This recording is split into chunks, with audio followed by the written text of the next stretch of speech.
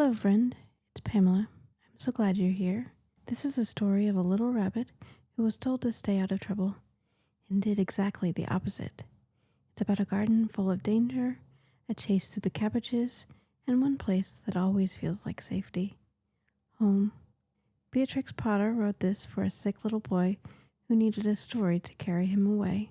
So wherever you are, one slow breath in and out. Let's begin. Once upon a time, there were 4 little rabbits. Their names were Flopsy, Mopsy, Cottontail, and Peter. They lived with their mother in a sandbank underneath the root of a very big fir tree. "Now, my dears," said old Mrs. Rabbit one morning, "you may go into the fields or down the lane, but don't go into Mr. McGregor's garden. Your father had an accident there. He was put into a pie by Mrs. McGregor. Now, run along and don't get into mischief. I'm going out." Then old Mrs. Rabbit took a basket and her umbrella and went through the wood to the baker's.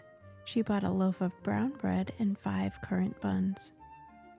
Flopsy, Mopsy, and Cottontail, who were good little bunnies, went down the lane to gather blackberries. But Peter, who was very naughty, ran straight away to Mr. McGregor's garden and squeezed under the gate. First he ate some lettuces and some French beans, and then he ate some radishes. And then, feeling rather sick, he went to look for some parsley. But round the end of the cucumber frame, whom should he meet but Mr. McGregor?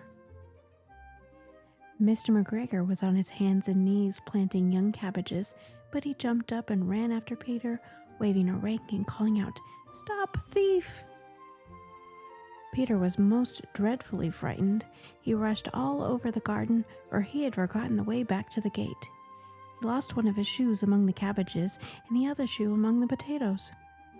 After losing them, he ran on 4 legs and went faster, so that I think he might have got away altogether if he had not unfortunately run into a gooseberry net and got caught by the large buttons on his jacket. It was a blue jacket with brass buttons, quite new. Peter gave himself up for lost and shed big tears, but his sobs were overheard by some friendly sparrows who flew to him in great excitement and implored him to exert himself. Mr. McGregor came up with a sieve which he intended to pop upon the top of Peter, but Peter wriggled out just in time, leaving his jacket behind him, and rushed into the tool shed and jumped into a can. It would have been a beautiful thing to hide in, if it had not had so much water in it. Mr. McGregor was quite sure that Peter was somewhere in the tool shed, perhaps hidden underneath a flower pot. He began to turn them over carefully, looking under each. Presently Peter sneezed, "Kerchoo!" Mr. McGregor was after him in no time, and tried to put his foot upon Peter, who had jumped out a window, upsetting 3 plants. The window was too small for Mr. McGregor, and he was tired of running after Peter. He went back to his work. Peter sat down to rest. He was out of breath and trembling with fright. He had not the least idea which way to go. Also, he was very damp sitting in that can. After a time, he began to wander about, going lippity-lippity, not very fast, and looking all round. He found a door in a wall, but it was locked, and there was no room for a fat little rabbit to squeeze underneath. An old mouse was running in and out over the stone doorstep, carrying peas and beans to her family in the wood. Peter asked her the way to the gate, but she had such a large pea in her mouth she could not answer. She only shook her head at him. Peter began to cry. Then he tried to find his way straight across the garden, but he became more and more puzzled. Presently, he came to a pond where Mr. McGregor filled his watering cans. A white cat was staring at some goldfish. She sat very, very still, but now and then the tip of her tail twitched as if it were alive.